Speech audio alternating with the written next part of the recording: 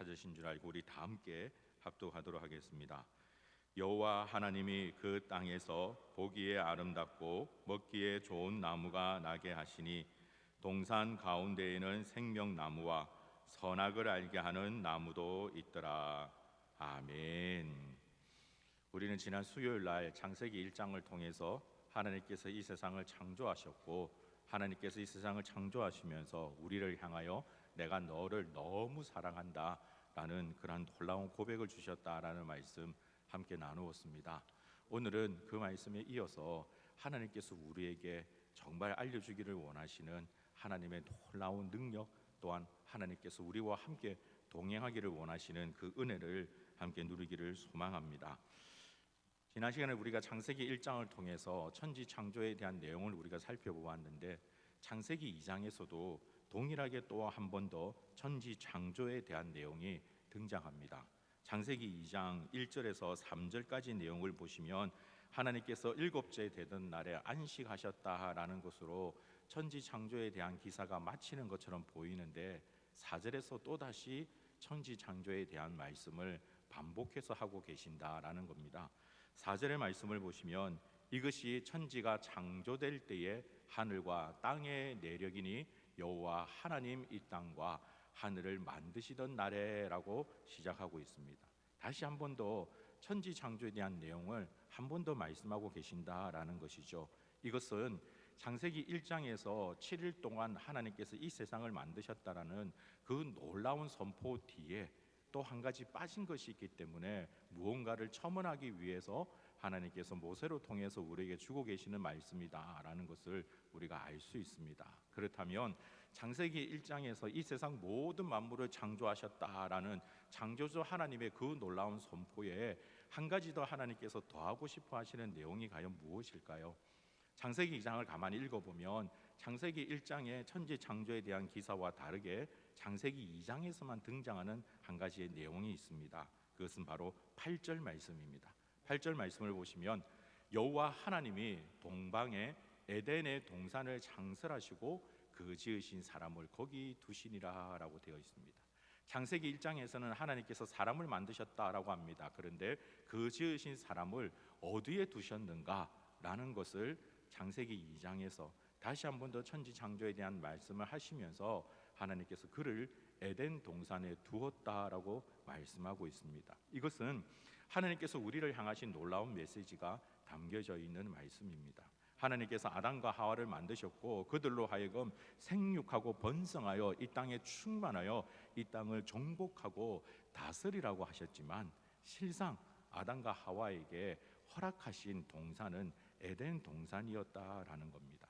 이것은 오늘날 우리에게도 동일하게 적용할 수 있습니다. 하나님께서는 오늘날 우리에게도 아담과 하와에게 주셨던 그와 같은 에덴 동산을 이미 우리에게 허락하셨습니다.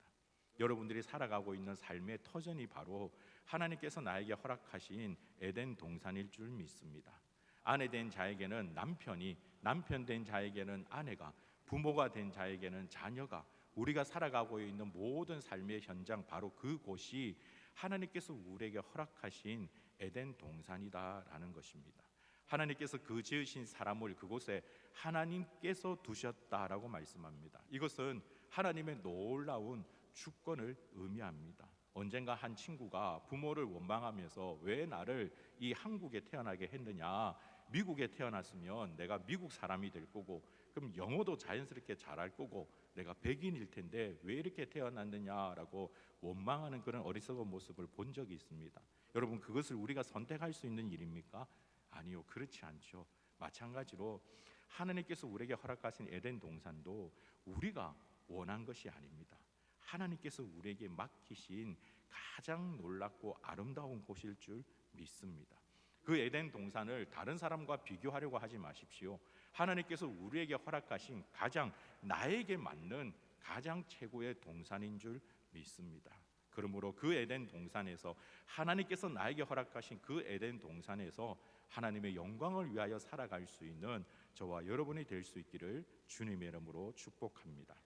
그런데 창세기 2장에서 보다 더 중요하게 우리에게 말씀하고 계시는 하나님의 말씀이 더 있습니다.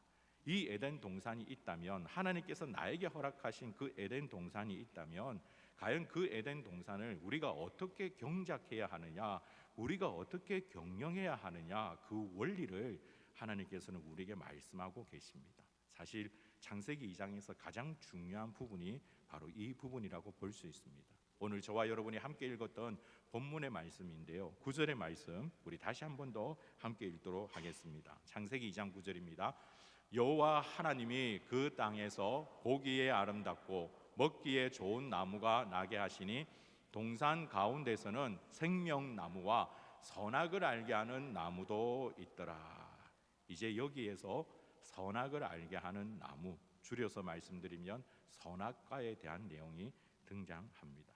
사실 많은 성도들 가운데 이 선악과에 대해서 명확하게 정의를 내리지 못하시는 분들이 종종 있습니다. 그 일로 말미암아 우리 신앙의 기초가 흔들리게 되어지는 경우도 있습니다. 사랑하는 성도 여러분, 하나님께서 에덴 동산에 세우신 이 선악과, 사실 창세기 3장에 보면 이 선악과를 아담과 하와가 따먹음으로 말미암아 결국은 우리 가운데 죄가 들어왔고, 그 죄로 말미암아 우리가 오늘날 너무나도 많은 고난과 고통 가운데 살아가게 되어졌다라는 것을 말씀하고 있습니다. 그래서 많은 사람들이 이 선악과에 대해서 오해하는 경우가 있습니다. 사랑하는 성도 여러분, 하나님께서 에덴 동산에 두셨던 이 선악과는 과연 좋은 나무일까요? 아니면 나쁜 나무일까요? 여러분은 어떻게 생각하십니까? 이 선악과는 좋은 나무일까요? 아니면 나쁜 나무일까요? 사실 많은 분들이 선악과에 대해서 나쁜 나무다라고 생각하는 경우가 참 많습니다. 왜냐하면 아까도 말씀드렸듯이 선악과로 말미암아 죄가 우리 가운데 들어왔다라는 것이죠. 그래서 우리는 이런 질문들을 많이 던집니다. 왜 하나님께서 하필 선악과를 만들어서 우리를 이렇게 곤란하게 하셨을까? 모든 것들을 다 아시는 하나님께서 아담이 그 선악과를 따먹을 거라는 것을 왜 알지 못하셨을까라고 원망합니다. 그러나 여러분, 성경은 우리에게 분명히 말씀하기를 이 선악과는 좋은 나무다라고 말씀합니다. 우리 다시 한 번 더 조금 전에 읽으셨던 9절 말씀 다시 한 번 더 보겠습니다. 9절에 보시면 제가 붉은색으로 표시했던 부분을 보십시오. 그 땅에서 보기에 아름답고 먹기에 좋은 나무가 나게 하시니라고 성경이 말씀합니다. 그리고 보기에 아름답고 먹기에 좋은 나무들 중에 무엇이 있다라고 얘기를 합니까? 생명나무와 선악을 알게 하는 나무가 있다라고 말씀하고 있죠.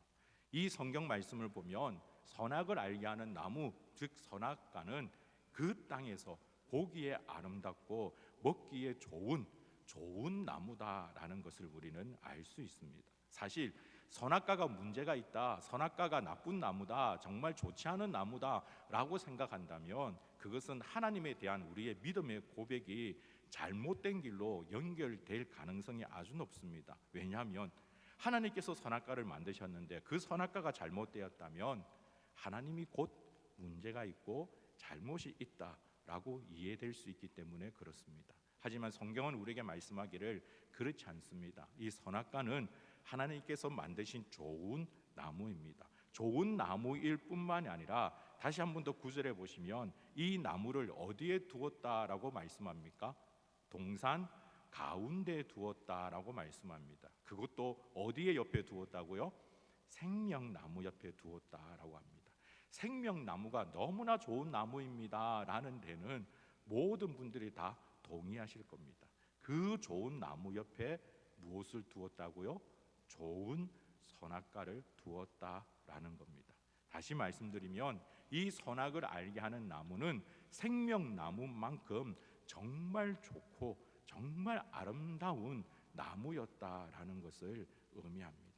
하와가 그 나무를 보았을 때 보암직하고 먹음직하고 지혜롭게 할 만큼 탐스러운 나무였다라고 이 하와가 고백합니다. 정말 그 고백처럼 선악과는 너무나도 좋은 나무였다라는 것이죠. 그런데 왜 선악과로 말미암아 우리에게 죄가 들어오게 되어졌을까요?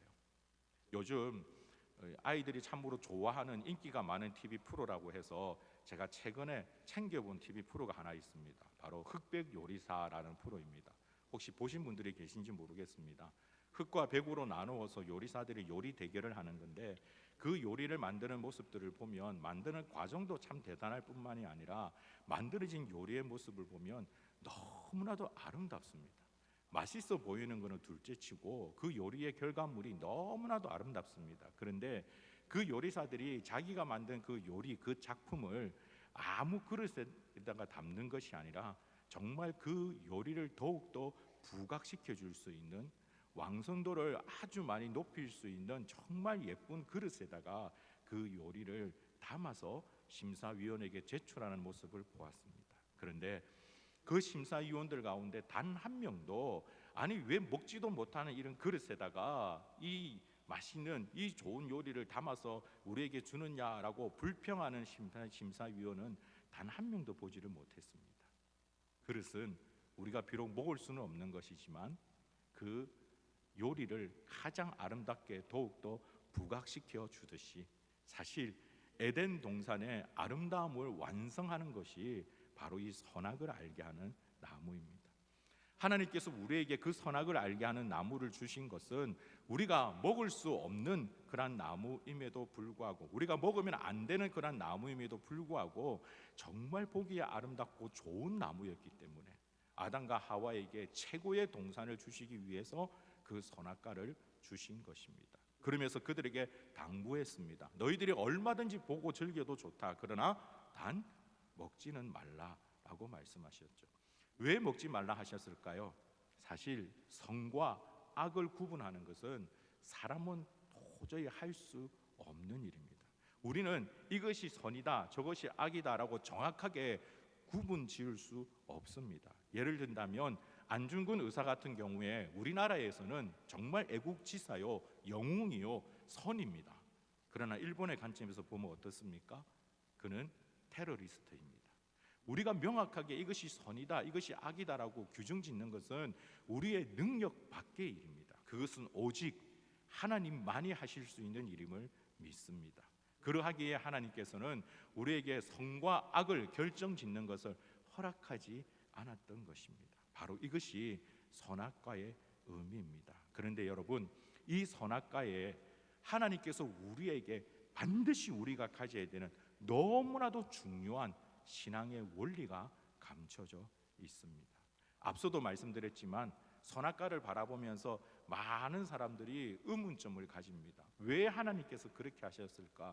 왜 이런 일들이 생겼을까? 왜 제가 우리 가운데 들어왔을까? 왜라는 그런 의문점들을 너무나도 많이 던집니다. 그러나 그러한 의문점을 던지는 이유는 바로 이 선악과를 우리가 집중하기 때문에 그렇습니다.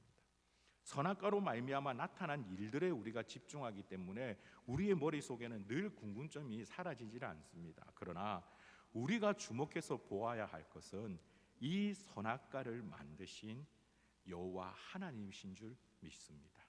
사랑하는 성도 여러분, 반드시 여러분들이 기억하셔야 될 것이 한 가지 있는데, 우리가 하나님을 향한 믿음의 고백이 있다면 그 믿음의 고백은 어떤 고백이 되어야 하냐면 우리 하나님은 선하신 분이라는 겁니다.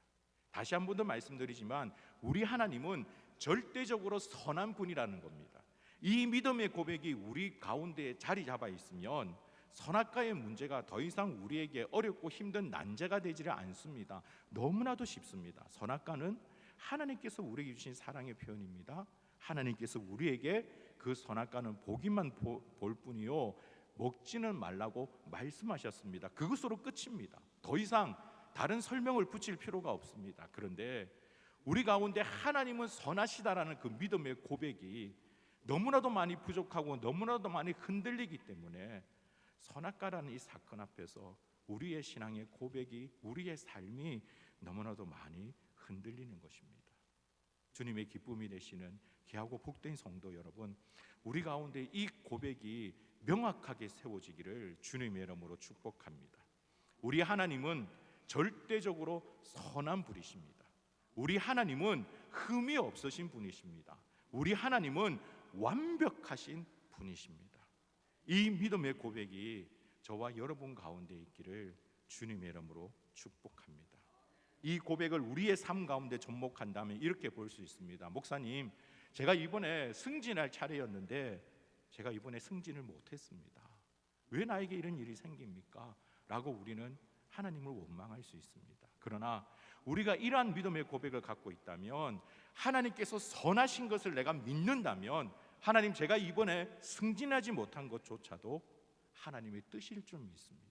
그 가운데 하나님께서 계획하신 놀라운 일들이 있을 줄 믿습니다 라는 믿음의 고백을 가질 수 있습니다. 이것이 정말 우리 가운데 너무나도 중요한 겁니다. 사랑하는 성도 여러분, 많은 역사 종교학자들이 고백하기를 기독교가 타락한 그 순간을 로마의 국교로 선정되었던 그때로 보는 그러한 신학자들이 참 많이 있습니다. 예전에는 예수 그리스도를 믿는다라는 그 믿음의 고백을 하기 위해선 자신의 생명을 걸어야만 했습니다. 그래서 카타쿰이라는 그 지하굴, 그 무덤 속을 파고 들어가서 그 굴 속에서 예배하며 찬양하며 심지어 그 굴 안에서 태어났다가 마지막 생을 마쳤던 그런 성도들도 있었다라고 합니다. 단 한 번도 태양이라는 것을 보지 못한 채 그저 예수님을 섬기며 예배드리는 그 일이 가장 중요한 일인 줄 알아서 그렇게 살았던 성도들이 많았다고 합니다. 그때는 우리 기독교가 강력한 힘을 가지고 있었습니다. 그러나 로마의 국교로 선정이 되고 난 그 순간부터 많은 로마 귀족들이 교회에 나오기를 시작했고, 그들이 교회에 나왔던 주 목적은 예수님을 향한 믿음의 고백이 아니라 자신의 어떠한 이득을 위해서, 관계를 위해서 교회에 나오기 시작했을 때, 하나님께서는 절대적인 선입니다라는 이 믿음의 고백이 흔들리기 시작했을 때 곧 교회는 약해지기 시작했습니다. 오늘날 우리가 살아가는 세대에도 마찬가지라고 생각합니다. 사랑하는 성도 여러분, 하나님을 향한 이 놀라운 믿음의 고백을 가진 자 되시길 주님의 이름으로 축복합니다. 선악과에 대해서 이것이 옳은 것이냐 나쁜 것이냐 논하기 전에 우리는 그저 하나님께서 그 선악과를 만드셨고 하나님께서 그 선악과를 에덴 동산에 두셨다라는 그 믿음의 고백이 먼저 앞서길 주님의 이름으로 축복합니다. 우리의 믿음이 연약할 때는 이러한 문제로 말미암아 의심할 수도 있습니다. 우리의 믿음이 부족할 때는 여전히 궁금증을 가질 수 있습니다. 그러나 예수 그리스도와 함께 동행하며 하나님의 말씀을 더욱더 깊이 깨달아갈 때 우리의 믿음이 반석 위에 서게 되어지는 그때의 그 순간이 된다면 자연스럽게 우리는 하나님만이 선한 분이십니다 라는 고백을 하게 될 것입니다. 아브라함이 어떻게 자기 독자 이삭을 하나님 앞에 번제로 드릴 수 있었을까요? 그것은 사실 상식적으로 생각할 때 도저히 용납할 수 없는 일이지 않습니까? 어떻게 얻은 아들인데, 어떻게 생긴 아들인데 그 아들을 각을 떠서 죽여서 피를 뽑고 각을 떠서 어떻게 태워버릴 수 있습니까? 그러나 아브라함은 그 말씀에 전적으로 순종했습니다. 왜 그렇습니까? 너무나 어렵고 힘든 일이고 너무나 불합리한 그런 일이지만 하나님의 말씀이기에, 하나님은 절대적으로 선한 분이시기에 아브라함은 그 말씀에 순종했습니다. 그 결과 아브라함이 하나님으로부터 받았던 인정이 너는 믿음의 아버지다 라는 놀라운 고백을 듣게 되어진 것이죠. 사랑하는 성도 여러분, 오늘날 우리 가운데서도 이와 같은 고백이 있기를 주님의 이름으로 축복합니다. 사실 우리의 인생의 걸음걸음들이 너무나 즐겁고 행복할 땐 이와 같은 고백을 하는 것이 너무나도 쉽습니다. 하나님은 선하십니다. 하나님은 위대하십니다. 하나님은 나의 전부입니다 라고 고백하는 것이 쉽습니다. 그러나 하나님께서 특별한 계획을 가지고 계셔서 나를 인생의 수령으로 밀어 넣으실 때, 정말 하루하루 견디기 힘든 그 고난 가운데로 우리를 이끌어 가실 때, 앞뒤 좌우를 살펴보아도 도저히 헤쳐나갈 구멍이 없어 보이는 그런 막막한 순간에 도달했을 때, 그럼에도 불구하고 여전히 하나님을 향하여 하나님은 선하십니다 라고 고백할 수 있는 저와 여러분이 될 수 있기를 주님의 이름으로 축복합니다. 예수 그리스도를 믿어서 복 받는다는 얘기를 많이 들어보시고 또한 그런 말씀을 많이 하셨을 것입니다. 그러나 우리가 이미 알고 있듯이 그 복은 세상에서 얘기하는 복이 절대 아닙니다. 예수 그리스도를 믿음으로 말미암아 좋은 집, 좋은 차, 좋은 옷을 입게 되는 것이 아닙니다. 오히려 가만히 살펴보면 예수 그리스도를 믿었는데 좋은 집이 아니라 더 나쁜 집에서, 좋은 옷이 아니라 더 허름한 옷을 입고 더 어려운 길을 걸어가야만 할 수도 있습니다. 그러나 주님을 향한 온전한 믿음의 고백을 가진 분들은 한결같이 동일하게 고백합니다. 내가 걸어가는 이 길이 너무나도 행복하고 너무나도 복된 길입니다. 아니, 지금 당신이 걸어가는 길은 너무나 어렵지 않습니까? 힘들지 않습니까? 가시밭 길이지 않습니까? 네, 맞습니다. 너무나도 어렵고 힘든 길입니다. 그러나 하나님이 나와 함께 하시기에 그 길이 너무나도 행복합니다. 바로 이것이 세상이 능히 감당치 못할 놀라운 그리스도인일 줄 믿습니다. 사랑하는 성도 여러분, 오늘날 우리의 고백이 이와 같은 고백이 될 수 있기를 주님의 이름으로 축복합니다. 날마다 우리가 살아가는 삶들 가운데 어려운 문제가 있을 때 그 문제를 가지고 얼마든지 하나님 앞에 대성통곡하며 기도해도 전혀 문제가 되지 않습니다. 성경의 많은 인물들도 그렇게 하지 않습니까? 한나도 아들이 없음으로 말미암아 마치 엘리 제사장이 볼 때 술 취한 여인이 와서 술 주정한다고 여겨질 정도로 그는 성전에 나와서 대성통곡하며 울부짖었습니다. 그렇게 울어도 상관없습니다. 하나님, 내 인생이, 내 걸음이 너무나도 견디기 힘듭니다. 나는 왜 이렇습니까? 주변의 사람들을 보면 너무나도 잘 되는 것 같고 잘 사는 것 같고 때때로 저렇게 부정을 저지르며 악하게 살아감에도 불구하고 잘 살아가는데 왜 나는 이 모양 이 꼴입니까? 라고 원망해도 상관없습니다. 그렇게 울부짖으며 기도해도 상관없습니다. 그러나 우리의 마지막 고백은, 그러나 하나님, 그럼에도 불구하고 하나님이 여전히 선하심을 믿습니다라고 고백하는 귀하고 복된 성도가 되시길 주의 이름으로 축복합니다. 가만히 보시면 어느 기도와 닮은 것 같지 않습니까? 바로 겟세마네 동산에서 우리 주님께서 하셨던 기도입니다. 우리 주님도 하나님 앞에 그렇게 기도하셨습니다. 땀이 핏방울이 되어 떨어지는 것처럼 하나님 앞에 울부짖으며 기도하였습니다. 아버지요, 이 잔이 너무 견디기 힘드니 할 수만 있으시면 이 잔을 나에게 옮겨 주옵소서라고 간절히 기도하셨습니다. 그러나 우리 주님께서 마지막 내리신 기도의 결론은 나의 원대로 하지 마옵시고 아버지의 뜻대로 하옵소서. 성도가 과연 무엇일까요? 예수 그리스도를 믿는다라는 것이 과연 어떠한 것일까요? 여러분이 하나님을 믿는 가장 귀하고 복된 성도라는 사실을 잊지 않길 주의 이름으로 축복합니다. 성도는 나의 뜻대로 살아가는 자가 아닙니다. 성도는 내 생각대로 살아가는 자가 아닙니다. 성도는 하나님의 말씀대로, 하나님의 뜻대로, 하나님께서 원하시는 그 걸음걸음을 걸어가는 자입니다. 그 길은 성경의 모든 부분에서 이미 증명하고 있듯이 시온의 대로가 아닙니다. 너무나 편하고 너무나 복받는 많은 사람들에게 집중되어지는 그런 길이 아닙니다. 외로운 길입니다. 어렵고 힘든 길입니다. 때때로는 마치 인생에 나 혼자만 있는 것 같아 깊은 어둠 속에 빠진 것 같아 펑펑 울 수밖에 없는 그런 어렵고 힘든 길입니다. 그러나 그럼에도 불구하고 하나님은 선하십니다. 나의 하나님은 선한 분이십니다. 나의 하나님은 완벽하신 분입니다 라고 기도하며 나아갈 줄 아는 자, 바로 그것이 성도의 걸음일 줄 믿습니다. 그 하나님의 은혜 가운데 거하는 자들이 되기를 주님의 이름으로 축복합니다. 놀라운 것은 성경을 통해도 우리가 살펴볼 수 있고 우리가 앞서 신앙생활을 하셨던 믿음의 선배들을 통해서도 발견할 수 있는 것은 그렇게 고백하며 어렵고 힘든 길을 걸어간 그 자를 하나님께서는 반드시 외면하지 아니하시고 결국은 놀랍게 사용하셨다라는 것을 우리는 알 수 있습니다. 그러한 자들을 통하여서 하나님께서 이 세상을 뒤집어 놓으셨습니다. 그러한 성도로 통하여서 하나님의 놀라운 역사를 이루어 나가셨습니다.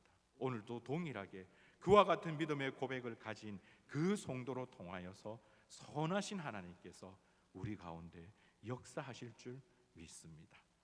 그 하나님의 살아계심을, 그 하나님이 지금도 우리와 함께 하심을 나타낼 수 있는 저와 여러분이 되시길 주님의 이름으로 축복합니다.